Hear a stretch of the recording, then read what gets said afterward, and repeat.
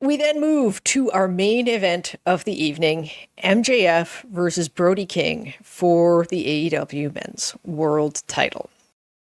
You were watching this on the ad-free feed. So what happened with me watching with the ads, which is how people on linear cable in the US would have seen it. They both come out. Brody King comes out first. He gets to the ring. Basically, the second his music cuts, MJF's music hits. MJF enters the ring, and they cut to ad right away. Okay. And then what do they come back to? They come back to the announcement of the participants. And yes, when Brody King is announced, there is an audible "fuck ice" chant. Now, I saw some footage from the people that made from the actual venue. In that footage, the chant was much louder than what I heard on TV. Now, that they're shot from completely different places. If you're standing in an area of the crowd where the chant is louder, yes, it's going to be very loud. But I had to question, did they tamp this down? So I watched on Triller. I don't feel like they did. And even if they did, like the I don't even know really to what effect, because you're watching this show and you can clearly hear the "fuck ice" chants. Yeah. Right. So I don't think that it had any effect, even if they did, but I don't think they did personally. Whoa, wait a minute. Sorry. There's okay, yeah, they're just, I see in the chat room, Jake from the Windy City saying they did not censor the "fuck ice" chants. To me, they were never going to censor them. That would have been a PR disaster because this has gotten so much coverage. Today on the CNN business site, there was a fairly detailed article about this that even sort of made the point that there is this political tension between AEW and WWE in terms of where they fall. So they were never going to censor these out entirely. Is it possible that they did what they could to minimize the reaction without getting rid of it entirely? I don't know. That way? Like, I think it's possible, but I don't know. And I'm willing to go with they had to throw an ad break in somewhere, and maybe like the crowd, it was just a matter of miking. I hope that that's the case, because I think that they have locked onto something here. So I'm of the opinion that they didn't really tamper with it at all, because for fear of, like, like everything over this past week, like you saw how, WBD, or at least representatives from them, were very, wanting to maybe, stop people from thinking that they had anything to do with, like, Brody King not appearing on Dynamite. Like, I watched this and I felt like, okay, they let it breathe. Now, the big difference being, they didn't encourage the moment in the way that I kind of felt like they did on Wednesday. It really felt like the commentary took a long time to start talking again. Bryce Ramsberg just said straight up that he delayed the start of the match to let the moment breathe, which I think made for a very effective television moment.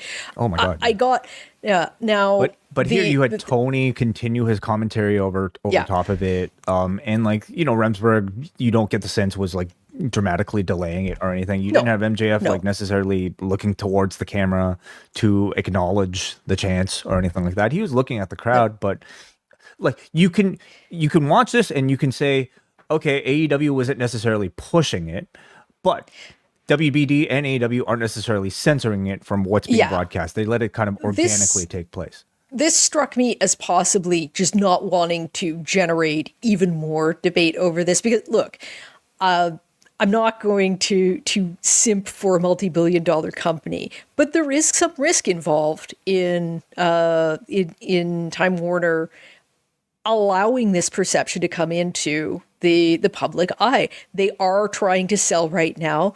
The Orange Menace opposes the sale. He's trying to force them to sell to an ally of his rather than where they want it to go. This does carry some risk for them. And so I can understand why, like, as I said, they were never going to censor this entirely because that would have been so obvious and it would have created an immediate backlash. I think that they maybe want to get to a point where this isn't going to jump out at everyone on TV. Now, I will be curious to see what happens on the pay-per-view, because pay-per-view, no one gives a shit.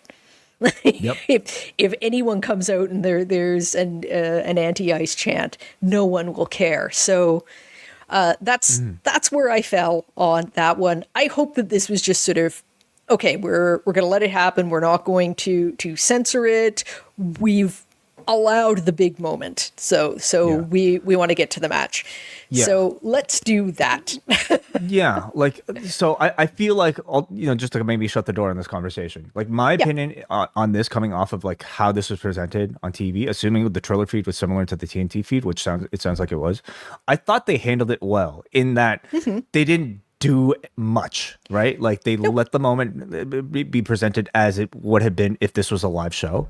And from that point on, you could say like they didn't, it's not their fault that the chant took place, but they didn't do anything to stop it either. Which is, if anything, it's just like, well, this is just happening. People care about this. We like. I thought it was enough to continue to encourage copycat reactions in the future. Now it'll be really interesting to see like where Brody's place is on the card for LA for that Revolution show. And I think his booking going forward will be very fascinating to see how much Tony might sort of like use this. This, and I swear to God, we will move on to the main event right after I get these words out of my mouth. It's another reason why I might have liked to see Andrade as the challenger for MJF going into that, because in LA, where he himself has made statements against Ice, he's a babyface in that situation, and the crowd would have treated him as such, but we're not getting Andrade as your number one challenger, so I'm just going to move on. This match starts with chops and a big scoop slam from Brody and a really loud "oh shit" from MJF as he's getting thrown. Brody misses the cannonball and sort of bangs his knee onto the mat. This creates a target for the rest of the match, and MJF picks up on it right away. He gets out of a gonzo bomb attempt, and it's a chop block to the back of said knee, and then teases and hits the kangaroo kick, which immediately Tony identifies, oh, this old chestnut. In Australia, you kind of knew he was going to bring it back. It's a tope suicida by MJF. Brody misses a senton. MJF gets on an ankle lock. Brody struggles to get to the ropes, but then comes back. He hits a tope suicida, but then both men are down. MJF is the first to get back in the ring. He hurts himself on a clothesline attempt. This was a great visual, just running into a wall. King slaps him down and hits a back body drop, again with a big oh shit from MJF. He did not enjoy this. MJF dodges another cannonball, but this time Brody pulls up before he does any damage to himself. He attempts the chokehold over the rope, but MJF bites him to escape. Brody bites him back and puts on the outside and puts him onto a chair. He hits the running crossbody, then puts him back in the ring, hits the cannonball this time. MJF turns the gonzo bomb into a sleeper hold, and Brody is standing, but his knee gives out, at which point Bandito to the rescue. He comes out to cheer his erstwhile partner on, and Brody is able to get to his feet. He at first Remsburg is doing the three lifts of the arm. He keeps the arm up on the third attempt, gets to his feet, and hits a senton with MJF still trying to keep the sleeper hold while he's on his back. King goes for another toupee, but toupee? He goes for a toupee. That would be interesting. A toupee. He goes for toupee, but MJF his hair looks traps great him. Already. I don't think he. Yeah, there's no reason for this. Maybe Wheeler Yuta needs to go for a toupee. MJF traps him and hits a heat seeker onto the apron. The ref starts the count, and Bandito is trying to motivate his partner to get back in. He does manage. King catches a tope, hits a Death Valley driver onto the chair he had previously set up and into the barricade. This looked real painful. The refs then starts to count out both men, and then Bandito again is sort of reminding Brody as he gets back in the ring, like, dude, you need him in the ring too. You're the challenger. So Brody has to go get MJF. They make the 10 count. He might have I legit will say, forgot. Yeah. In which case, good on Bandito for making the point. It made it more realistic. I will say, I think Remsburg waited about a minute and a half between 9 and 10 on this count. MJF, as long as he might have delayed the ring bell for those ice chants, he saved it for this ring count. Yes, exactly. Like, So heads up to Bandito, heads up to Bryce for making this work. MJF pulls the diamond ring out of his trunks, but Bryce catches him and disarms him. You rarely see this with AEW refs. Brody punches him into the ropes, gets the chokehold on, but MJF falls to the outside. He gets him back in and hits the Gonzo bomb for only a 2 count, which they say, I did not have time to check this, the first time anyone has ever kicked out of the Gonzo bomb. It would not surprise me, since such a huge number of Brody's matches have just been straight up squashes. And I'm trying to think if there was a time, I think there may have been times in tag matches when he hit it and didn't go for the pin. So they may be correct in that this is the first time someone is kicked out. MJF pulls King's knee pad down and bites the exposed knee. He escapes a Gonzo bomb onto the apron and hits a back elbow. He gets a choke. Brody gets the chokehold on from the top turnbuckle, but MJF punches him in the knee to get him to release it. MJF drops him on the apron and finally hits the Heat Seeker to retain his title. Clean win. Clean win, yeah. So just about on the match itself, I mean, I thought they worked really hard in this match, and I actually really enjoyed this match. I will say, though, for all the hype, like, to me, to my ears at least, the match sounded surprisingly flat in the action. I don't know if it came across that way to you, I guess, too. This is where the arguments of was the volume on the Fuck Ice chants tamped down, or was the crowd just not particularly well mic'd at this point? They sounded amazing for the Fletcher match and also for the Tony match, so I can't really say that was the case. It's a bit odd, but yeah, I don't know if they were tired or something. Although it's not like this isn't one of these marathon sessions where they're taping Dynamite. They did see quite an incredible ladder match preceding this involving a hometown guy. So maybe. I wonder if that might have affected things. I also felt like, not that it was a poor choice to design the match this way, but to have Brody King basically be on the back foot for like 80% of it, might have affected things too. This was, and I think particularly in about the first third of this match, the offense was really in MJF's favor almost all the time. And so I was thinking, like, this isn't really playing into your monster, like, narrative that you have going with him. Like, I think maybe I would have presented Brody as stronger at the beginning. I might have done the cannonball spot with the knee a little later in the match. Like, yes. They use the knee injury as the excuse for why, Brody was like basically down for so much of it. But I don't think the spot was big enough, nor like, sort of like nefarious enough on the part of MJF for you to really feel sympathy for Brody, in my opinion. What I might have done was actually run the match more evenly at the beginning, had him screw up the knee, missing the crossbody attempt into the chair. Like, there's all sorts of opportunity with that move if MJF gets out of the way for Brody, like, to explain an injury. And at that point in the match, it would have made more sense, because you then had this weird thing. And look, good on Brody. He was selling the knee the entire time, but it happened so early, and then he started coming back and hitting all of this stuff that even though he's selling the knee, it's like, okay, well, it's getting better. So you kind of lost the story. And in fact, the knee didn't really play into the finish at all. So you have, I think that the purpose of this ending is to just take away any possibility that there's going to be a 3-way involving Brody King at Revolution. Yeah. So that's the sense I got, which, I mean, listen, by the time page 1, I kind of felt that this was going to be the conclusion anyway. Yeah. Plus I also read spoilers. So, I mean, sure, there's that. Me too. It's hard to avoid for a show that's like, 12 hours delayed, really. Yeah. I just, at this point, like, sometimes I try to avoid it. This time I'm just like, you know what, I'm going to get it spoiled. It's okay. So, it's fine. Like, I still really enjoyed the match. I just expected the reaction to it to be a bit bigger. And so I'm left thinking, well, what exactly might have been the reason for it? Again, performance was strong, but would this have been the match design that I think would have elicited like the best showcase for Brody King?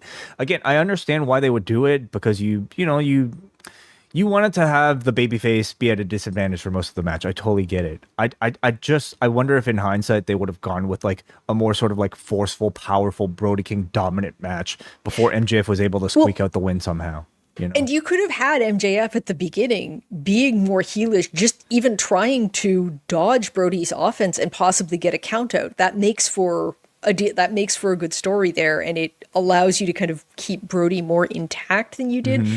Yeah, I liked the match. I'm not trying to say that I didn't, but I think with this thing where you've had Brody kind of emerge as a sort of face of the company just in the last few days, that if I'm hearing about AEW for the first time and I tune in and I see this guy whose face has been all over the news and I see this match, I don't know if I'm connecting with it in the same way. And I think that having got all of what I will say is very good press, this is something that you kind of had to nail in order to build more momentum for the company. We'll see what happens. It's entirely possible that this is not like a make or break thing.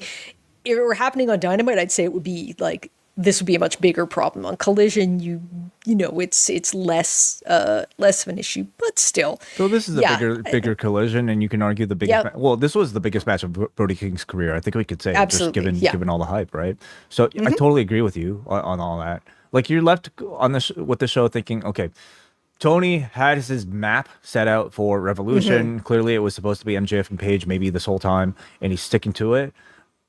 You're not given much of a sense that he has, altered anything as a result of this Brody King sort of hype. Yeah, channeling his inner Gato, I think, where there's a certain maybe inflexibility. He's got good reason for it. You just hope, like, by coming off of this, he takes advantage of this Brody King thing somehow, right? He gained back a fair amount of my faith for sticking the landing on the Death Riders at All In. And I am someone who really hated that angle for a long time. And I'm not saying that it didn't go on too long or that it was handled well, but he redeemed it. So I'm open-minded, but what I will say is Revolution right now seems like, I'm sure the matches will be very good. There's not one that I'm super excited about. Now, at the very end of the show, Page comes out with his contract in hand, signs it, drops it at MJF's feet. He fakes a punch, and MJF sort of collapses like the little weasel that he is. Page spits on him and leaves. Again, sort of consistent with his presentation, we're told they're going to have a face-to-face on Wednesday. Yeah. Not a contract signing, because that shit's done. Yeah. I don't think it's ever a good sign when, the match you're trying to hype up as your headlining bout for your next pay-per-view is, clearly not the match that people wanted maybe coming out off of this show. No.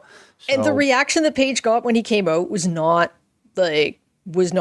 super hot by any means. So again, not sure with the crowd being mic'd, but they have a whole month, and like we've said previously, these are two incredibly talented people that, in the span of one promo, they can completely change our opinion. So absolutely. February on the Post Wrestling Cafe, we continue our review of Season 2 of WWE Unreal, including a big look at Seth Rollins' fake injury, which culminated in his appearance at SummerSlam. We're going to be looking back at Shinya Hashimoto with a special career retrospective on Rewind Away, plus a review of Extreme Rules 2011, as John Cena announces to the WWE audience that Osama bin Laden has been compromised to a permanent end. We'll also take a look at New Beginning in Osaka, TNA No Surrender, and new members can take advantage of a 7-day free trial. Go to postwrestlingcafe.com and jump on board in February.